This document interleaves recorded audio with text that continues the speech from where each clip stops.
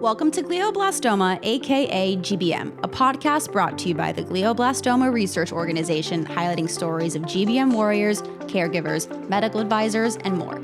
Welcome to Season 3 of our podcast, where we delve deep into the world of glioblastoma, also known as GBM. Join us as we navigate the complexities of glioblastoma with expert insights and heartfelt narratives. Please remember that the information presented in this podcast is for educational and informational purposes only. It is not intended to treat, diagnose, or prevent any disease, and you should contact your medical provider or healthcare team with any questions. Plus Therapeutics is developing a novel treatment for recurrent glioblastoma patients. Their targeted radiotherapeutic has the potential to deliver a single yet highly powerful radiation dose directly to a tumor without damaging healthy tissue or causing significant side effects. They are currently enrolling patients for their NIH-supported RESPECT GBM clinical trial. For more information on this recurrent glioblastoma trial, please visit respect-trials.com/GBM. Ellie Thuman, welcome to Glioblastoma, aka GBM. I'm so excited to be here with you today and to talk about you and your family's journey with glioblastoma. So welcome to the show. Thank you so much for having me. I've been so excited about this. I feel like for months it's been like a build up for us to connect. It's been since March. Yeah. And then I canceled because I got sick. But now we're here. And we're thriving. And we're thriving. And we're healthy. We're healthy. Good. Your family's here. Yes, which is so crazy. I was just telling her that my little cousins are in town for the first time in Charleston, and Charleston's also very crazy for me because this is where I was living when everything kind of was happening with my grandpa towards like the end, and so a lot of memories kind of trigger it for me, but I've been able to like really turn it into a beautiful thing, and so having them here on top of like doing this, and it kind of just worked out the timing of it, which is even crazier. I didn't plan it around it. Yeah. I think just with everyone's schedules, this was kind of the weekend that worked to have them fly in. And, you know, my sister and I are so grateful to be here this weekend because our schedules can kind of get all over the place where maybe she's here, but I'm not. So it's kind of really crazy and very full circle. Exactly. No, I'm super excited. I think for those that are watching that maybe don't know that you have any relation to glioblastoma, you know, everyone knows you, you're Sports Illustrated, you're a rookie. Yes, last year I was a rookie. And now you're regular. What is like the jurisdiction of that? I guess just like a rookie is kind of when you first are introduced to the brands, like your first year, and then after that you kind of graduate into just one of their like models, I guess. That's amazing. Like, I don't know if you know this, my entire like past life was in the modeling industry. Really? And I was the worldwide scout for Select. No when I was way. like 19 and 20 years old. Yeah, I was like, who gave me this job? Whoa. No, it was crazy. That's a lot to unpack in itself. That's crazy. Yeah, no, it was like a whole thing. So I had like a whole other life. And then I went to Madrid, and then my dad got sick, and I came home, and I was like, no more fashion. Yeah. Crazy. Whoa. Yeah. So you were... I was a photographer. I was a scout. I was development director. So you were super into just like art and the modeling world. That's all I did. Wow. Was like working at agencies. That is crazy. Yeah.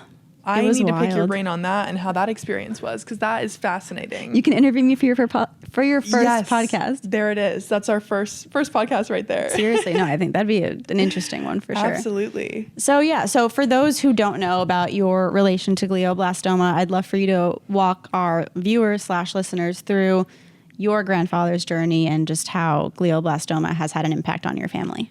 Yeah. So for us, I know you had mentioned your kind of time with it had started in 2018. That's actually the same year that it hit my family. It was March of 2018, and my sweet grandpa, Pop, he, out of like all of my grandparents, had never had any sort of like ailment. Like there was always something very thankfully minor with my grandparents as they got older, but he was always the one just in perfect health, loved to be outside, loved to golf, loved to hike. He lived in Arizona at the time, and so just grew up very, very close to him. And he's just like, you just don't envision something like that happening with him because everything just seemed so perfect for him. And so I was with it's my dad's dad. I was in Sedona with two of my friends. My dad had driven us up there because I didn't even have my license yet. And I remember he got a call from my grandma basically saying that they thought he had had a stroke while he was out at lunch. And that already was concerning just because he had never had really any sort of health problem. And so they were doing tests and kind of seeing what was going on. And when that had first happened, I remember just being with my dad, and he was super confused, wanted to get from Sedona back down to Mesa, which is like a 2.5, 3 hour drive to get there. So we hit the road right away. I remember he dropped us off at the house, and then he went right down, and they were quickly able to kind of cancel out that it wasn't a stroke, but something else was going on. And it was kind of just in a waiting period of figuring out what that was, I remember. And there was a long time in between of understanding what was really going on. So my dad kind of was taking on the role as like the main one to kind of be there and understand what was happening, because he's super knowledgeable and he kind of works, he's a pharmaceutical rep. And so for him, he has a lot of understanding kind of around medical stuff. But I think for him, when we first figured out that it was something with the brain, it was very overwhelming because none of us knew anything about that, especially, I mean, all of us, but my dad was really taking the reins to kind of figure it out. And so there was a couple week period where we knew it was something with the brain. It had kind of gotten figured out that there was some sort of tumor, but then your next question is, okay, what kind? What does this mean? Like, you don't really understand what that means when you're in that waiting period. And so I remember, I think it was that following weekend, I went to my first ever Coachella, which was crazy because it was when I was first starting with my career, and I'm seeing all the glitz and glamour of this like amazing weekend and with my friends. And maybe I saw you at Coachella because it was 10 days after my dad passed away. And I got invited to Coachella, and I told my mom, and I was like, I'm going. Like, I'm sorry, I'm not staying home. Whoa, you were at Coachella in 2018? Yeah. Oh, I'll show you some pictures after. That's crazy. That was the one and only time that I've been. And I was like, I cannot stay home because everyone was like, it was upsetting, obviously. Yeah. And so you went to Coachella. Oh my gosh. We could have, we definitely crossed paths at some point. For sure. That's crazy. But yeah, that's where I was when he'd been in the hospital for a little bit, still figuring out what it was. And my dad picked me up after that trip.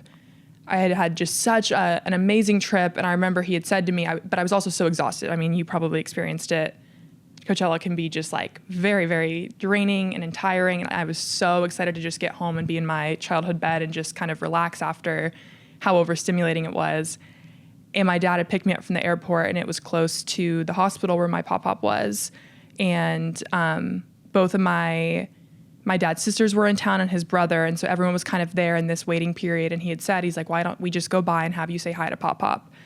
And I was like, yeah, let's do it. And then I, at that point, was just so tired, knew I wanted to go home after. So go to the hospital. And during that time, it was the craziest. I was supposed to be in for maybe 20 minutes.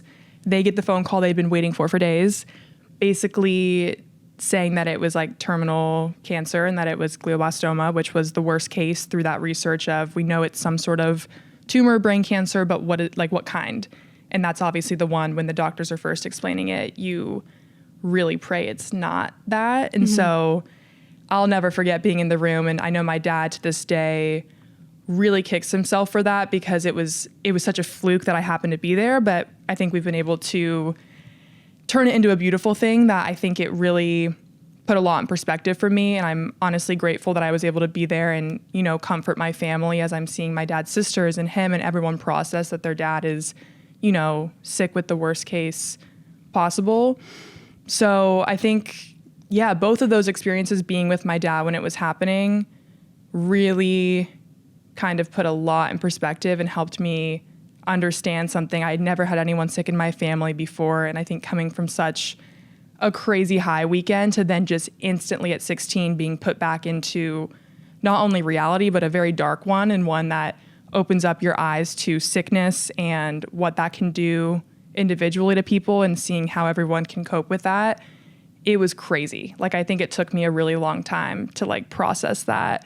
But I think the craziest part of all of that was I remember seeing my grandpa, because my grandma was the one that had the doctor on the phone, and just seeing him look out the window when they were kind of saying this to him. And so we're all crying, we're all in shock. And the first thing he says when, you know, the doctor hangs up, he was like, all right, well, the cafeteria closes in 10 minutes. I really want to make sure I can get dinner before. So like, let's head on over. I had a smile on his face.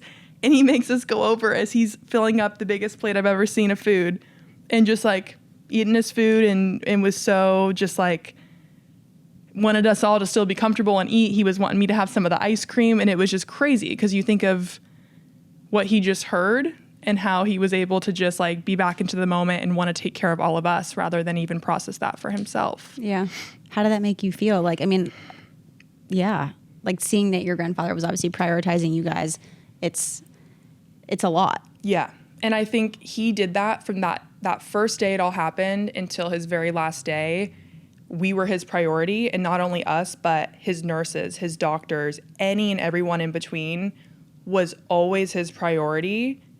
And it just was crazy because my whole life he was always like the best man to look up to in all aspects, the best husband, the best dad, super, super religious, like stayed religious till the very end, was so into working with St. Vincent de Paul in Arizona and doing anything he could to give back and with the church. It was just crazy to see that, okay, you can see when someone's in health, how they want to give back and treat others. But I think when you see someone who's sick, especially with something as scary as glioblastoma, and how they never let themselves be grumpy or have a tone with a nurse or with your family, and just was always so focused on us and so positive and relied on his faith, it just put so much into life into perspective, because I think that takes a really unique and incredible person to be able to do that and have so much just grace and class through all of that. Did that impact the way that you sort of live your life and the way that you relate to other people now, having seen that your grandfather was that way during his GBM journey? 100%, because I don't think I would be that same way. And I think it just showed what I aspire to be and what I can do with my life now to like always use that example and keep it with me close to my heart, because it was very just surreal to see through all of that. And I think the crazy part too with it was none of us knew what glioblastoma was when it first started. Even all the adults, like I think obviously for all of us kids, my sister and I are the oldest of 9 cousins on that side of the family. And so none of us knew what that was. I remember they were all super young where, you know, they just were kind of saying that Pop-Pop was sick. But I think being there and kind of hearing some of the phone calls, I had more of an understanding early on. But the first case, or the first, I guess, kind of reaction to it is kind of like you instantly go to just fear, because you start Googling. I remember I pull out my phone as I'm hearing this on as the doctor's talking out loud, and you're like, what is glioblastoma? And you're looking it up, and you're just seeing really scary numbers, really scary percentages, statistics, which is terrifying. And so I think everyone kind of first jumps to like worst case kind of a place, which is a very normal, understanding place to go with it when you ever hear that someone you love is sick. Like, but I think it also taught me too to try and be on the positive way of it and like not instantly go to fear with that, because he actually ended up living past that. He hit the 5-year mark, which is crazy. Oh, wow. And he passed away at 81. And it was crazy. He was just a couple months short of hitting the 5 years, which I'm sure you know is like 5% of people diagnosed make it to 5 years. And so I think that also put in perspective for me with any sort of illness or disease or sickness to not always just go to Google right away and assume worst case, because he was one that was able to have a beautiful 5 years with us that we were so grateful for after that initial diagnosis. What did support look like for you during his journey? I mean, you mentioned that you have 9 cousins, which is a ton. It's great to have that like familial network, but like, did you find most of your support with them? Did you find external support groups? Did you go to, social media? Like, how did you get that? So for me, I kind of had a unique aspect of it because, doing social media was my full-time job, and figuring out how I wanted to honor him with that. I really took the time to think on that, because I knew that I didn't think there was many resources out there in a positive manner towards glioblastoma. Everything that I found was really scary and really confusing.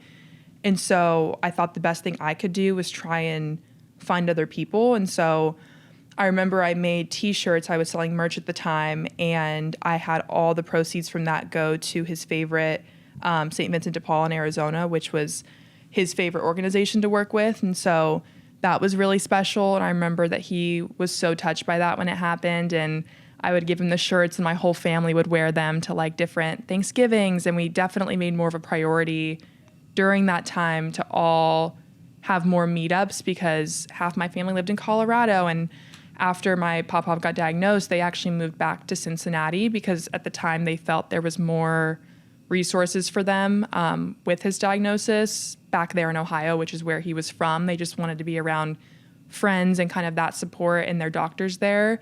So we were all living in different places in the US, but I think after that, all leaning on each other and doing those trips that maybe we've pushed off, or things that you think you'll do down the road, like we all really made an effort. And I think my grandpa's 2 daughters, so my aunts, did an amazing job of connecting us all in those ways, even through our busy lives. Like that kind of moment made us realize that like you can't always just push off those trips and moments to see each other. So we definitely all leaned on each other, but I think Pop-Pop loved to keep it in a very positive environment when we were all together. We never really would sit there, and he didn't want us to be sad. So if he ever saw one of us tearing up, he always had a way of making you laugh or keeping it positive. And every time we were together, he'd always say the prayer before we'd eat or whatever we were doing. He just always took control, even though he should be the one, you know, and he probably did have so many emotions on the inside, but he never let them come on the outside to us, and was such a great grandpa to my cousins who were so little when this first happened, where they are able to have still amazing memories during those 5 years where you would never know he was sick with how he was around all of us. Mm-hmm. That's really special. How do you think his diagnosis and his brain cancer journey affected you in regards to like, how has your perspective on health and wellness and life changed since that happened? I think kind of going back to his positivity and just like kindness towards everyone really put a lot in perspective of just kindness, whether you're having, and on such a small scale, but if you're having a bad day, it reminds me to not take that out on anyone else. Don't take that out on external factors. Like, you're in control of you, and he showed that to the end. And I think it also really made me lean on my faith. He was such a leader of our family when it came to our faith. And I think I've really leaned into that after losing him. It's a way to feel really connected to him. And he actually, his last like main mission that he was so focused on when it was coming kind of towards the end, and he definitely knew it, which I think was the most painful part. They kind of know when that's happening. And so that was a really hard time, but he channeled that into, he ordered like 100 like mini Bibles, and he wrote like hand notes for his friends, for all of us grandkids, for my dad, for my dad's sisters. Everyone got one, and he would give it to us at either our birthday or whenever he could see that person. And I was the last one to get mine because he passed away in November of 2022, and my birthday was the end of October. And I remember I was the last cousin to get my Bible. And so I think keeping that close to me and just reading the little quotes that it has each day really inspires me and keeps me in a great place and reminds me what's really important in my life. What advice would you give to any other family currently going through a glioblastoma journey? I think to not it's normal to panic and to think worst case at the beginning, but to use stories like my grandpa's, that it's not always, you can't go to that place, and channel that energy into spending as much time with them as possible, because how my family chose to look at it and how Pop-Pop wanted us to look at it was, how grateful are we to know that we have so much more special time to have together, where it's quality time that we were all intentional with, and how blessed are we that he's here. And each year that would pass, that's what he would say, and what we would all just be so thankful for was he's beating statistics. He I don't know if you've heard of the Optune helmet, but that was something that he wore every single day, every hour. I mean, he was always such a rule follower, as it was throughout our whole lives. But he wore that thing religiously, where my most recent memories of him were always having that on, always religiously wearing it. And I think he credited a lot of his, the span that he had with it to that, and just doing the clinical trials. They're a sponsor of the podcast. Are they? Yeah. Oh my God, I didn't know that. Yeah. Whoa. Yeah. That's crazy. Yeah. We were so grateful for that, because that, I think, prolonged his life by so much, and helped him live a beautiful 5 years at his age and with his health and everything. I mean, he was forever grateful for that. And he wore it religiously. That's crazy. Yeah. I had no idea. Yeah. That's Wow. incredible. Yeah. Oh my gosh. Wild. As an influencer, as a model, you've got so much going on. You have a lot of public following. That's the best way to put it, right? You have a large following and a lot of people, look up to you. Yeah. How have you used your platform to help further, create advocacy for glioblastoma and use your platform for good?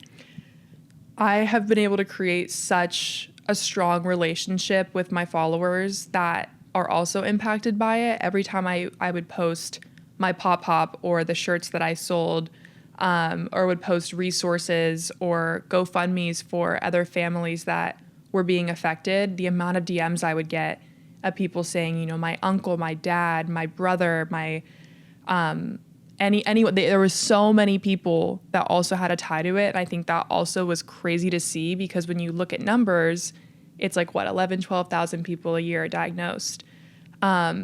But then I was seeing, after my pop-pop got diagnosed, people around us as well, on top of my followers, that were having this connection to it, where it made it seem not so rare or so like such a small statistic when you're seeing it happen around you.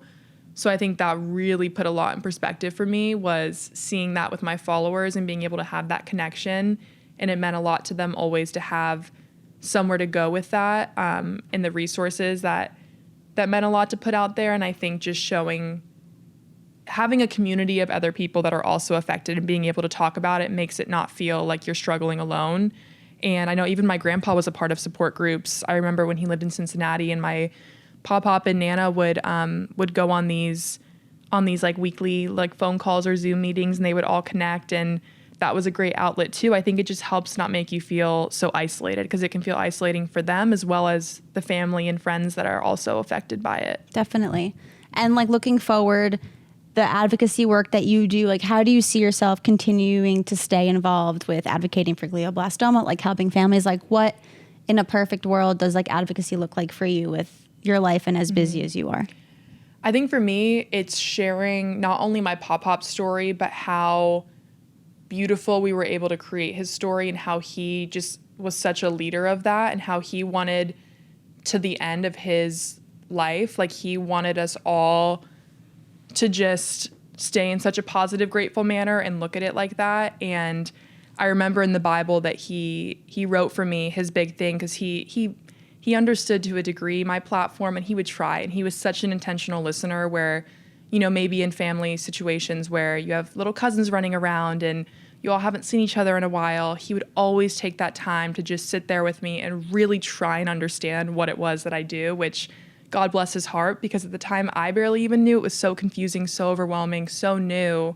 And I think through that, in the Bible that he wrote for me, he just said to continue to like spread my faith and to be able to spread good into the world and make better change for the world. And he kept it very open-ended, because I think he wanted it to be whatever I find myself passionate about, which I think was also quite beautiful that he wrote it in that way.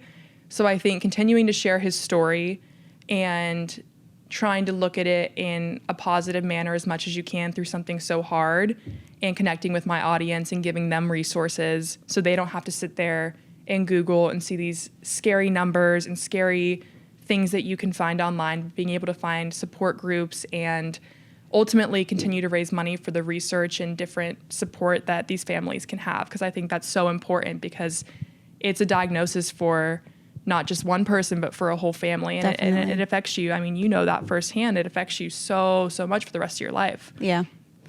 And if there was like one piece of advice that you could give to anyone else that was you a couple of years ago when he first got diagnosed, what would you say? I would say to channel the time and the worry and the sadness that I had into just spending that time with him. I think there was so much time my family would just be so sad and so scared.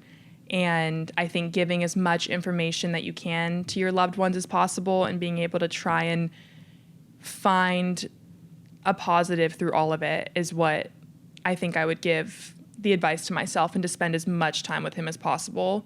And I'm very grateful for that, because I have some beautiful memories with him that I think we were given almost like a like it was such a blessing that even through that, we were able to have so many amazing moments with him until the end that I'll hold so close to my heart. That's so special. Well, Ellie Thuman, thank you so much for coming on Glioblastoma, aka GBM. Thank you for sharing your story, your family's story. I think we need you on for like a round 2 to do all the other topics. No, but it was so great to meet you, and thank you so much for coming on the show. Absolutely. Thank you for having me. And the fact that you have this and such incredible sponsors, all of that is so, so beautiful. And I mean, you're a huge outlet right there that I want to continue to show to my followers and to have, because also having young girls affected by it, it makes you not feel so alone, where it's like, it's a connection for you as well. It's important for, of all ages, to have that connection for themselves, to have support and resources for. So I love everything that you're doing. I think it's so incredible. Thank you. Thank you for tuning in to another episode of Glioblastoma, aka GBM. To learn more about the Glioblastoma Research Organization, you can visit us online at gbmresearch.org, on Instagram or Facebook at Glioblastoma Research, on Twitter at glioblastomA.org, or on LinkedIn as Glioblastoma Research Organization. To start your own fundraiser, to donate, or to learn how to get more involved with the organization, please email us at contact@gbmresearch.org, and we'll see you on the next episode of Glioblastoma, aka GBM.